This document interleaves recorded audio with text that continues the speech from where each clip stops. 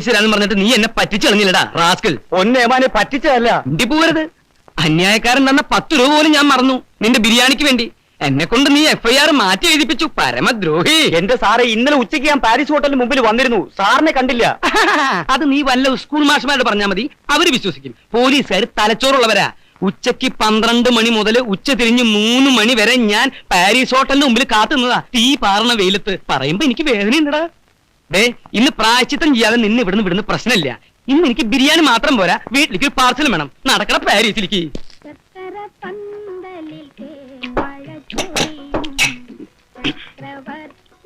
ഇടയ്ക്കേ ഈ അച്ചാറും തൊട്ട് കൂട്ടിയില്ലെങ്കില് പെട്ടെന്ന് ബിരിയാണി മട്ടയ്ക്കും. ഇപ്പൊ ശരിയായി. കരയാമ്പൂ കരയാമ്പൂ.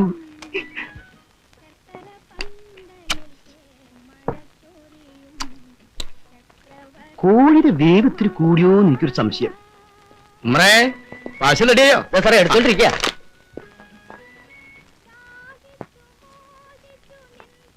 എല്ലാം കൂടി എത്രയായി? 30 റുപ്യ. ഓ, ഇവനൊന്നും ഒരു കാലത്തും ഗുണം പിടിക്കൂല. ആരാ ഗുണം പിടിക്കാത്തന്നെ? അല്ല, ഈ ബിരിയാണിയുടെ ഗുണം സാറിന് അത്ര പിടിച്ചില്ല എന്ന് പറയായിരുന്നു. അതെ അതെ. നമ്മുടെ സാധനം എവിടെ? ആ, ഇത് ബിരിയാണി, ഇത് ഉഴുന്ന് വട. വട എത്ര ഉണ്ട്? 8 എണ്ണം.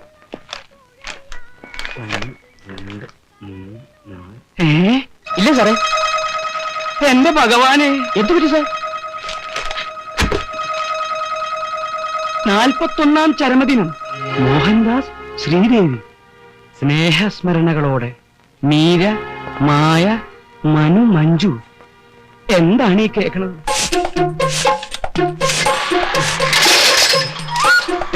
പിന്നെ സൈക്കിളോ? അപ്പൊ രാവിലെ എടുത്ത സൈക്കിൾ എന്ത്? അത് റോട്ടിൽ എവിടെങ്കിലും കാണും. റോഡിലെവിടെങ്കിലും മാറിക്കടോ. ആനക്കാര്യത്തിനിടയിലെ ചേനക്കാര്യം.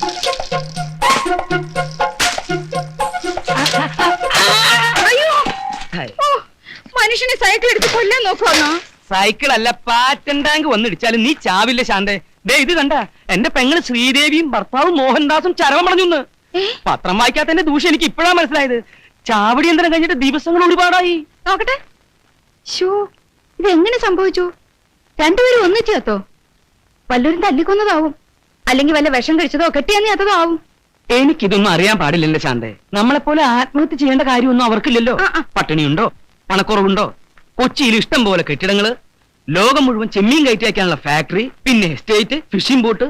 എന്റെ പേടി ഇപ്പൊ അതൊന്നുമല്ല, ഈ സ്വത്തുക്കൾ മുഴുവൻ ആര് നോക്കി നടത്തുന്ന? അയ്യടാ, ഇപ്പൊ വഴി വല്ല ഊർന്നുണ്ടോ? ഇതൊക്കെ നേരത്തെ ആലോചിക്കണമായിരുന്നു. ആ ദരിദ്രവാസി ഇത്രയും വലിയ പണക്കാരനാവുന്ന ആരെങ്കിലും അറിഞ്ഞു എന്റെ ശാന്തേ? ഇതാ ഞാൻ പറഞ്ഞത്, നിങ്ങൾക്ക് ദീർഘവീക്ഷണോ ഇല്ല, ബുദ്ധിയില്ലാന്ന്. അത് കളാ. ഇനി നമ്മൾ വൈകൂടാ. എത്രയും വേഗം കൊച്ചിയിലെത്തണം. വല്ലവരും അവിടെ കയറി അധികാരം സ്ഥാപിക്കുന്നതിന് മുമ്പ്. മോഹൻദാസ് ജീവിച്ചിരുന്നപ്പോ കുറെ ശ്രമിച്ചല്ലേ അവിടെ കയറി പറ്റാൻ? എന്നിട്ട് നടന്നോ? അന്ന് നടന്നില്ല, അതുകൊണ്ടാ മരിച്ചപ്പോ കയറി പറ്റാൻ ശ്രമിക്കുന്നത്. അതിനാ പിള്ളേര് നമ്മളെ പഠിക്കാത്ത കയറ്റിയല്ലേ? അതൊക്കെ ഞാൻ എങ്ങനെയെങ്കിലും ഇടിച്ചു കയറും. നീ എന്റെ പിന്നാലെ നിന്നാ മതി. ഒന്നുമില്ലെങ്കിലും ഞാൻ അവരുടെ അമ്മാവനല്ലടി. അയ്യ, നല്ല കുമ്മാവൻ. നേരിട്ട് ഇതുവരെ കണ്ടിട്ട് പോലുമില്ല. അച്ഛനോടും അമ്മയോടും നിങ്ങൾ ചെയ്ത ക്രൂരത മുഴുവനും അവര് പറഞ്ഞോണേ. അതൊക്കെ ഞാൻ വേറെ രീതിയിൽ പറഞ്ഞു കൊടുക്കും. ഇനി ഇപ്പൊ ഇത്തിരി നാറിയാലും അത് ഞാൻ അങ്ങോട്ട് സഹിക്കും. ഇപ്പൊ ഉള്ളതിനേക്കാൾ കൂടുതൽ നാറരുതെന്ന് എനിക്ക് പ്രാർത്ഥനയുള്ളൂ. ഒരു നല്ല കാര്യത്തിന് ഇറങ്ങുമ്പോ തടസ്സം പറയല്ലേ എന്റെ ശാന്തേ. ഈ കാക്കി കയറിയിട്ട് കൊല്ലം എത്രയായി? വല്ലതും നേടിയോ? ഒരാൺവിത്തുള്ളത് ബോംബെ കിടന്ന് തെണ്ട, ഒരു മോളുള്ളത് അമ്മായിയമ്മയുടെ ആട്ടും തൂപ്പും നീട്ട് നരയിക്കുക. എന്താണ് അമ്മായിമ്മയ്ക്ക് കുഴപ്പം? ഭാര്യ വീടിന് തിണ്ണ നിരങ്ങുന്ന നീ എന്നെ തെറി വിളിക്കുക? അയ്യോ അമ്മേ, ഞാൻ അമ്മയെ പറഞ്ഞതല്ല അമ്മേ. മിണ്ടി പോകരുത് കരുതേ. മിണ്ടിയ നിന്നെ ഞാൻ ചൂലെടുത്തടിക്കും.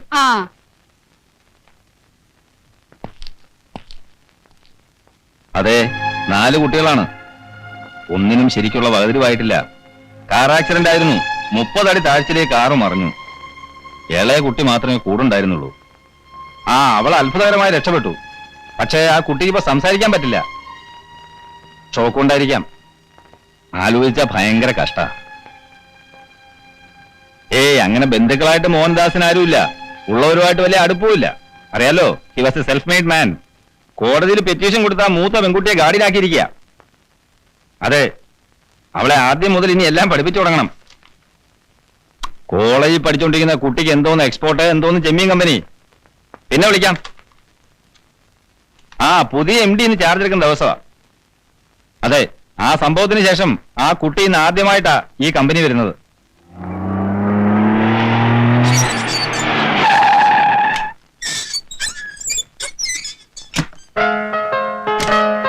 ഒരു മിനിറ്റ് ഇറങ്ങാൻ തരട്ടെ. ഇനി ഇറങ്ങിക്കോളൂ. ഇതാണ് ഇതിന്റെ രീതി. ഞാൻ ഡോർ വെക്കും, മോൾ ഇറങ്ങും. തന്നെത്താൻ ഡോർ വെക്കണെങ്കിൽ പിന്നെ ഞാൻ എന്തിനാ? മോളിപ്പം ഈ കമ്പനിന്റെ ഉടമയാ. ആ ചെല്ല്, ധൈര്യമായിട്ട് ചെല്ല്. പ്രശ്നങ്ങൾ പറയാൻ തുടങ്ങിയ ഒത്തിരിയുണ്ട്. മാൽപേയിൽ കാച്ച് വളരെ മോശമാണ്. And we have only 15 days left for the shipments. പണ്ടത്തെ പോലെ ക്രെഡിറ്റ് കിട്ടുന്നില്ല എന്നുള്ളതാണ് വേറൊരു പ്രശ്നം. മീര, നമുക്കുണ്ടായ ട്രാജഡിക്ക് ശേഷം മൊത്തം കാര്യങ്ങൾ കുഴഞ്ഞു മറിഞ്ഞു. പഴയ സ്ഥിതിയിലാവാൻ നമ്മൾ എല്ലാവരും ചേർന്ന് വലിയൊരു എഫർട്ട് നടത്തേണ്ടിയിരിക്കുന്നു. കോളേജിൽ പോകണമെന്നറിയാം, പക്ഷേ ഡാഡിയുടെ സ്വപ്നമായിരുന്നു ഈ ഫാക്ടറി എന്നുള്ളത് മീരയ്ക്ക് അറിയാലോ. അങ്കിൾ പറഞ്ഞോളൂ, ഞാൻ എന്തൊക്കെയാ ചെയ്യേണ്ടത്? വളരെ ഡീറ്റെയിൽഡ് ആയിട്ട് ഇവിടുത്തെ എല്ലാ കാര്യങ്ങളും മനസ്സിലാക്കുക എന്നുള്ളതാണ് ആദ്യം ചെയ്യേണ്ടത്. ഒരുപാട് പേപ്പേഴ്സ് ഒക്കെ സൈൻ ചെയ്യാൻ കാണുമായിരിക്കും അല്ലേ? മനു പറഞ്ഞു. എന്റെ സിഗ്നേച്ചർ തീരെ ഭംഗിയില്ലാത്തതായിരുന്നു. ഇപ്പൊ നന്നായി, കൊറേ പ്രാക്ടീസ് ചെയ്തു. പേപ്പേഴ്സ് എവിടെ? ഇപ്പൊ തന്നെ സൈൻ ചെയ്തേക്കാം. അത് നമുക്ക് സമയമാകുമ്പോൾ ചെയ്യാം. മീര ഇത് ശ്രദ്ധിക്കുക. ഏത്? അതായത് കഴിഞ്ഞ മാസം നമ്മുടെ ലോഡ് കുറച്ച് കുഴപ്പത്തിലായി. Nearly 100 boxes. ക്വാളിറ്റി സബ്സ്റ്റാൻഡേർഡ് ആണെന്ന് പറഞ്ഞ് ദേ സെൻഡ് ഇറ്റ് ബാക്ക്. അയ്യോ, അതെന്താ ക്വാളിറ്റി ശ്രദ്ധിക്കാതിരുന്നത്? മനു അത് പ്രത്യേകം പറഞ്ഞു. ക്വാളിറ്റി നോക്കിയില്ലേ കമ്പനിക്ക് ചീത്തപ്പേര് വരുമെന്ന്. പെരിഷ് ചെയ്തതാണ്. ജപ്പാൻകാരാണല്ലോ നമ്മുടെ മെയിൻ ബയേഴ്സ്. അടുത്ത ലോഡിന് അവർ LC ഓപ്പൺ ചെയ്തില്ല. LC? അതെന്താ ഓപ്പൺ ചെയ്യാത്തെ? എങ്കിൽ നമുക്ക് ഓപ്പൺ ചെയ്യാം. ഈ ഡിസ്കഷൻ എവിടെ എത്തും തോന്നുന്നില്ല. തുമ്പിയെ കൊണ്ട് കല്ലെടുപ്പിക്കുന്ന പോലെയാണിത്. അത് മീരയ്ക്ക് ഒന്നും അറിയില്ലല്ലോ. അതെ, മനുവിനെ കൂടെ കൂട്ടാമായിരുന്നു. അവൻ എന്നെക്കാളും ബുദ്ധിയാ. ആരാണ് മനു? മനു മീരയുടെ അനിയനാ. 10 വയസ്സ്, 5ാം ക്ലാസ്സിൽ പഠിക്കുന്നു. അതെ, എങ്കിൽ ഇനി സൈൻ ചെയ്യേണ്ട പേപ്പേഴ്സ് എടുക്കും അങ്കിൾ. മീര സൈൻ ചെയ്യുന്ന കാര്യമൊക്കെ വിട്. I'm sorry uncle. I tell you the truth. I'm little nervous. What? ഞങ്ങളൊക്കെ മീരയുടെ എംപ്ലോയീസാ. മീരയുടെ മുമ്പിൽ ഞങ്ങളാ നെർവസ് ആവേണ്ടത്. That's all right. ഞാൻ പ്രധാന കാര്യം പറയാം. പർച്ചേസ് കാര്യക്ഷമമാക്കാൻ പെട്ടെന്ന് കുറച്ച് ഫണ്ട്സ് ഉണ്ടാക്കേണ്ടി വരും. എന്ത് ഫണ്ട്? ബാങ്കിൽ നിന്ന് ഓടി ഓവർ ഡ്രാഫ്റ്റ് ആയിട്ട് കുറച്ച് പണം, അല്ലെങ്കിൽ പെട്ടെന്ന് എടുക്കാവുന്ന വേറെ പണം ഉണ്ടെങ്കിൽ അതായാലും മതി. വീട്ടിലെ ഷെൽഫിൽ പണമൊന്നുമില്ല. മീര എന്തൊക്കെയാണ് ഈ പറയുന്നത്? ഒരു കാര്യം പറയുമ്പോൾ അത് എന്താണെന്ന് ആദ്യം മനസ്സിലാക്കാൻ ശ്രമിക്കേ. ചുമ്മാ സൈൻ ചെയ്യാം, ഷെൽഫിൽ പണമില്ല എന്നൊക്കെ പറഞ്ഞിട്ട് എന്ത് കാര്യമാ? സോറി, ഞാൻ വേറെന്തൊക്കെയോ ആലോചിച്ചു പോയി അങ്കിൾ. എന്താലോചിക്കാൻ? കാലത്ത് ഡോക്ടർ വന്നിരുന്നു. മഞ്ജുനെ പിന്നെയും നോക്കി. അവളെ കൊണ്ട് സംസാരിപ്പിക്കാൻ ഡോക്ടർ ഒത്തിരി ട്രൈ ചെയ്തു. അവൾക്കിനി ഒരിക്കലും സംസാരിക്കാൻ പറ്റില്ല അങ്കിൾ. എന്താണ് ചികിത്സയെന്ന് ആർക്കും പറയാൻ പറ്റുന്നില്ല. ഞങ്ങൾക്ക് ആരുമില്ല. എൽഡസ്റ്റ് ആയി പോയതാണ് എന്റെ ബാഡ് ലക്ക്. ഇത്രയും പെട്ടെന്ന് മമ്മിയും ഡാഡിയും ഞങ്ങളെ വിട്ടു പോകുമെന്ന്. മീര, കഴിഞ്ഞതൊക്കെ മറക്കാൻ ശ്രമിക്കുക. വരൂ, നമുക്ക് ഫാക്ടറി ഒക്കെ നടന്ന് കണ്ടിട്ട് വരാം. കമോൺ. I am sorry.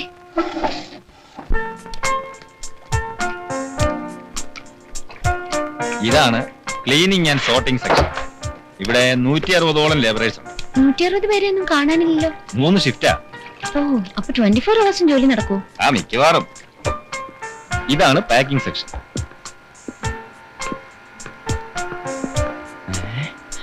ഏയ്, ഒന്ന് നിൽക്കുക ചേട്ടാ, ഒന്ന് പിടിച്ചേ. നിക്കണ്ട, പോരെ, അവര് കുഴപ്പക്കാരാ. കുഴപ്പക്കാരോ? ഒന്ന് നിൽക്കാൻ. അയ്യേ, നിൽക്കാൻ പറഞ്ഞപ്പോ കിടന്ന് ഓടുക. പഴയ MD-യുടെ മകള് പുതിയ MD ആയിട്ട് ചാർജ് എടുക്കുന്നു കേൾക്കാൻ തുടങ്ങിയിട്ട് നാള് പറയായേ. മീര ഇങ്ങോട്ട് വന്ന് കയറിയതേ ഉള്ളൂ. നിങ്ങൾ പോയി ജോലി ചെയ്യേ, പിന്നെ സംസാരിക്കാം. വേണ്ട, ഇപ്പൊ തന്നെ സംസാരിക്കാം. മൈ ഡിയർ MD, നിർഭാഗ്യവന്മാരായ 5 ലേബേഴ്സാണ് ഞങ്ങള്. പഴയ MD ഞങ്ങളെ സ്ഥിരപ്പെടുത്താന്ന് വാക്ക് തന്നിരുന്നത്. ഞങ്ങൾക്ക് ബോണസ് ഇല്ല, പ്രോഡ ഫണ്ട് ഇല്ല, ഗ്രാറ്റുവിറ്റി ഇല്ല, ഇൻക്രിമെന്റിൽ ഒരു മണ്ണാങ്കട്ട ഇല്ലെന്നേ. എന്നാൽ മറ്റുള്ളവരെ പോലെ ഞങ്ങൾ ജോലി ചെയ്യുന്നുണ്ട്. ഈ പറഞ്ഞ ആനുകൂല്യങ്ങളൊന്നും ഞങ്ങൾക്ക് കിട്ടുന്നില്ല എന്ന് മാത്രമല്ല, ഞങ്ങളുടെ ജോബ് സെക്യൂരിറ്റി വെറും 0%. ഇൻക്ലാബ് സിന്ദാബാദ്. നിർത്തോ, സംസാരിക്കുന്നിടല്ലേ തന്റെ ഇൻകുലാബ് വിളി. ഇൻകുലാബിന് നേരം കാലം നോക്കാണ്ടോ? വിപ്ലവം എപ്പോഴായാലും വിപ്ലവം തന്നെ. ശരി, തൽക്കാലം നിർത്ത്. അപ്പൊ പുതിയ MD-യുടെ അച്ഛൻ പഴയ MD-യുടെ വാക്ക് പാലിക്കാൻ പുതിയ MD തയ്യാറാവണം. ഇപ്പൊ തന്നെ, ഈ നിമിഷം തന്നെ ഞങ്ങൾ സ്ഥിരപ്പെടുത്തണം. നിർത്തോ. തനിക്ക് കുറച്ചെങ്കിലും കോമൺ സെൻസ് ഉണ്ടോ? 1-2 മുദ്രാവാക്യങ്ങൾ കാണാപ്പാടം പഠിച്ചെന്ന് വെച്ച് അത് എല്ലായിടത്തും കയറി അലർന്നത് ശരിയല്ല. ഡാഡി ഇങ്ങനെ പറഞ്ഞിട്ടുണ്ടെങ്കിൽ നമുക്കത് പിന്നീട് ഡിസ്കസ് ചെയ്യാം. കമോൺ. എന്റെ പൊന്നു മാനേജർ സാറേ, ദയവ് ചെയ്ത് ഞങ്ങളുടെ ഭാവി താങ്കൾ പാര വെച്ച് നശിപ്പിക്കരുത്. അങ്കിൾ, ഡാഡി പറഞ്ഞതല്ലേ, ഇവരെല്ലാരും ഇന്ന് തന്നെ സ്ഥിരപ്പെടുത്താം. അങ്ങനെ ചെയ്യാം, പക്ഷെ എല്ലാരും നന്നായി ജോലി ചെയ്യണം. ഓ, ഏറ്റു. പുതിയ MD നീണാൾ വാഴട്ടെ. പുതിയ MD നീണാൾ വാഴട്ടെ. പുതിയ MD നമ്മുടെ MD. പുതിയ MD നമ്മുടെ MD. എന്താ മീര ഇതൊക്കെ? MD നമ്മുടെ MD. ഇത്ര ഇമ്പോർട്ടന്റ് ആയ ഒരു കാര്യത്തിന് ഇങ്ങനെയാണ് ഡിസിഷൻ എടുക്കേണ്ടത്? തൊഴിലാളി എന്ന് പറഞ്ഞാൽ തീക്കൊള്ളിയാ. തീക്കൊള്ളി കൊണ്ട് തലയൊറിയാൻ പാടില്ല എന്ന് കേട്ടിട്ടില്ലേ? ഡാഡി വാക്ക് കൊടുത്തു. എവിടെ വാക്ക് കൊടുത്തു? നുണയല്ലേ? ഇവനെയൊക്കെ സ്ഥിരപ്പെടുത്തിയാൽ അടുത്ത നിമിഷം ഫാക്ടറിയുടെ ഗേറ്റിന് മുന്നിൽ കൊടി പൊങ്ങും. മാത്രമല്ല ഇപ്പൊ തന്നെ ഇവിടെ ലേബറേഴ്സിന്റെ എണ്ണം വളരെ കൂടുതലാ. അതൊക്കെ പോട്ടെ, ഡിസിഷൻ എടുക്കുന്നതിന് മുമ്പ് എന്നോടൊരു വാക്ക് ചോദിച്ചു. Sorry uncle. അങ്ങനെയാണെങ്കിൽ അവരെ സ്ഥിരപ്പെടുത്തണ്ട. അവൻ പറഞ്ഞത് കേട്ടില്ലേ, ഞാൻ അവന്റെ ഭാവിക്ക് പാര വെക്കുകയാണെന്ന്. ഇനിയിപ്പോ ഡിസിഷൻ മാറ്റിയാൽ അവൻ എന്റെ തലയെ കാണാൻ വരും. എങ്കിൽ സ്ഥിരപ്പെടുത്താം uncle. Oh Meera, you please use your common sense, your brain.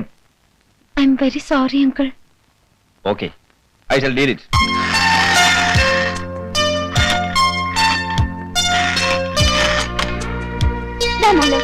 ഈ സ്വിച്ച് ഇങ്ങനെ ആക്കിയിട്ട് ഇതിവിടെ വെച്ചാ മതി കേട്ടോ. Maya, leave her alone. ഞാനിത് കാണിച്ചു കൊടുക്കല്ലേ. മഞ്ജുവിനെ ഏതെങ്കിലും സ്പെഷ്യലിസ്റ്റിനെ കൊണ്ട് നോക്കിക്കുന്ന കാര്യം അങ്കിളിനോട് സംസാരിച്ചോ? ഒന്നും സംസാരിക്കാൻ പറ്റിയില്ല. കൺസൈൻമെന്റും ക്യാച്ചും 16-20 ഒക്കെ ആയിരുന്നു സബ്ജക്ട്. ഒരു പിടിയും കിട്ടിയില്ല. And everybody wants me to take decisions. ഒന്ന് ഓർത്ത് നോക്കിയേ. മെയിൻ ഇഷ്യൂ ഇതൊന്നുമല്ല. എൽസി ഇതുവരെ ഓപ്പൺ ചെയ്തിട്ടില്ലാത്രേ. എൽസിയോ? ഏതെൽസി? ഏതെൽസി അല്ല, ഇത് ബാങ്കിന്റെ എന്തോ കുണ്ടാമണ്ടിയാ. 8 കൊല്ലത്തെ പ്രശ്നമല്ലേ ഉള്ളൂ. അപ്പോഴേക്കും എനിക്ക് 18 തികയും. പിന്നല്ല എനിക്ക് ചെയ്യാലോ. അതെ, നിനക്ക് വേഗം 18 ആവണേന്നാ എന്റെ പ്രാർത്ഥന. നിങ്ങൾ ആരെങ്കിലും വീട്ടിനകത്ത് വന്നിരിക്കും മക്കളെ. കുഞ്ഞുമിക്ക് തനിച്ച് അടുക്കളയിൽ നിൽക്കാൻ പേടിയാവണം. ആ പൊന്നൂസിനെയും കാണാനില്ലല്ലോ. മായമോളെ, ചായ എടുത്ത് കൊച്ചിന് കൊടുക്ക്. എന്റെ ക്ലാരയുടെ കാര്യം എന്തായി മോളെ? സോറി, അക്കാര്യം അങ്കിളിനോട് പറയാൻ മറന്നുപോയി കുഞ്ഞമ്മേ. ഇനി ആരോടും പറയേണ്ട കാര്യമില്ല. കുഞ്ഞ് തന്നെ അങ്ങോട്ട് നിയമിച്ചാ പോരെ. അവള് അസലായിട്ട് ടൈപ്പ് ചെയ്യും. വയസ്സ് 10-21 ആയില്ലേ. ആ ഓണം കേറാൻ മൂലെ നിന്ന എന്റെ കുഞ്ഞങ്ങ് മോരടിച്ചു പോവും. അതുകൊണ്ടാ ചായയോട് കഴിഞ്ഞാ മക്കളങ്ങോട്ട് വന്നോളോട്ടാ. കുഞ്ഞുമിക്കേ വെറുതെ പേടിയാവാ. എന്താണെന്ന് അറിയില്ല എന്റെ കർത്താവേ.